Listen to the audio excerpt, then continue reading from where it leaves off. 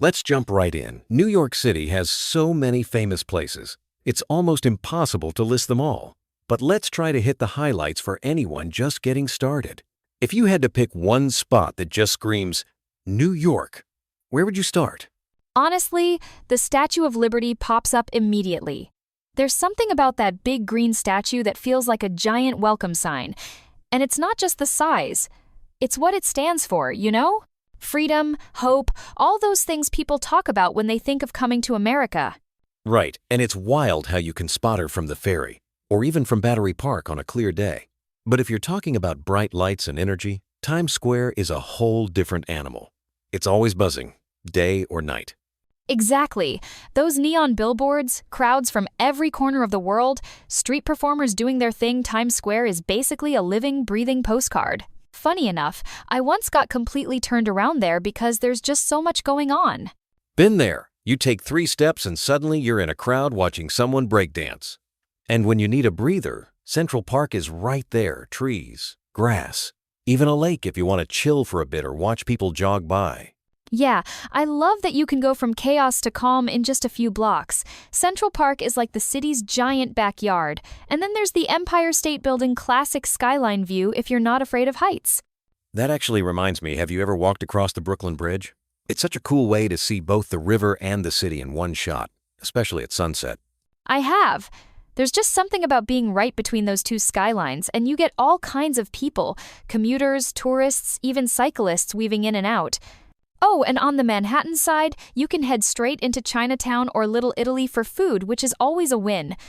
My mouth is watering just thinking about the dumplings and cannoli.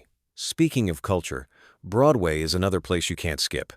Even if you don't see a show, just walking past those old theaters when the marquees are lit up feels magical. It really does. The energy is contagious, people dressed up, music spilling out onto the street.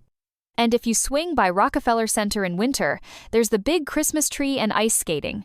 The city kind of transforms with the seasons, right?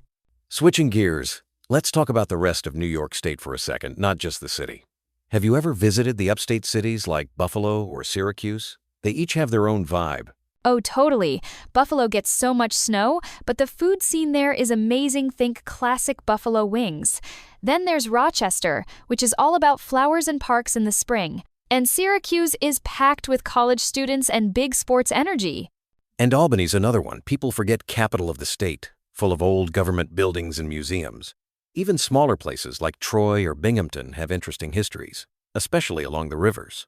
Right, and it's kind of cool how each city feels like its own little world. You get a mix, historic spots, new tech, all kinds of communities. Makes you realize New York is way more than just the skyscrapers. Speaking of all these places, I've found that practicing simple sentences about them really helps, especially if you're learning English. Like just saying, the Statue of Liberty is tall or Buffalo has cold winters makes things stick. That's such a good tip because it builds your confidence without feeling overwhelming.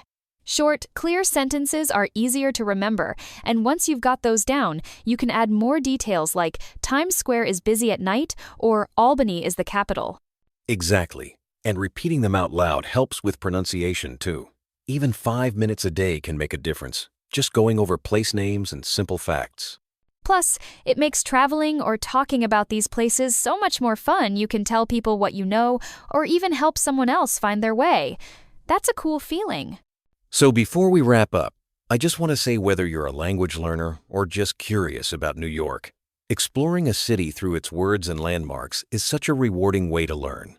Definitely. It's like every new word or place you discover opens up a little piece of the world. And honestly, New York's got enough to keep anyone busy for years. No kidding. So, keep practicing, stay curious, and remember next time you hear Statue of Liberty or Times Square, you'll know exactly what's special about them. And who knows, maybe one day you'll be showing someone else around, sharing everything you've learned. Thanks for joining us for this little audio tour.